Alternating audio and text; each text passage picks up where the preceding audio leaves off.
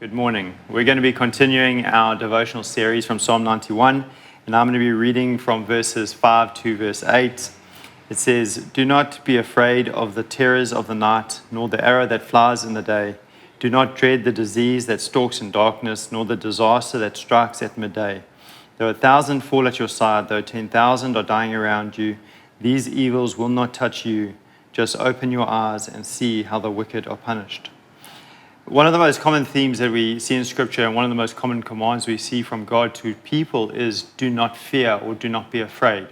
And that's easier said than done right now, but nevertheless it's still true that somehow in God, our faith in God and the way we position our hearts towards Him is that we don't fear and we don't allow fear to take root in our heart. And He says, do not be afraid of the terrors of the night, nor the arrow that flies in the day. Do not dread the disease that stalks in darkness, nor the disaster that strikes at midday. And so when He uses stuff like terrors and the arrow, it's kind of like olden day bullets, or disease that stalks in darkness, or disaster, all of those things are circumstances that should ordinarily cause fear in people, and yet God is still adamant, do not fear. And the reason is this, is that God is with us. It says, though 1,000 fall at your side, though 10,000 are dying around you, these evils will not touch you. And so God is a specialist in preserving His people, and God knows how to preserve people in the midst of chaos.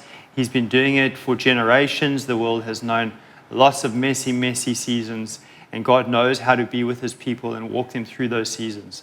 And so I want you to really encourage you to do due diligence and kind of resist fear in your heart and fight in prayer and keep fighting until you get into a place of peace and rest.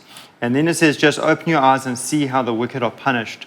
The amazing thing about this is that Jesus was punished for the wicked. And so we know that now we live in a different dispensation, and this disease isn't from God to punish wicked people because Jesus was punished for all the sins of humanity.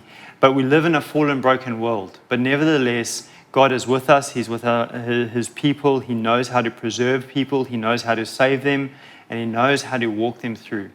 I've been so mindful in this season that when I really spend time with God and connect with Him in this space, He's really at peace. His heart's at peace. His heart's at rest. He doesn't want to see people suffer, but the peace that He carries just instills into me. God's not worried, and if He's not worried, I don't need to be worried. And so I really want to encourage you, do not fear. God is with you.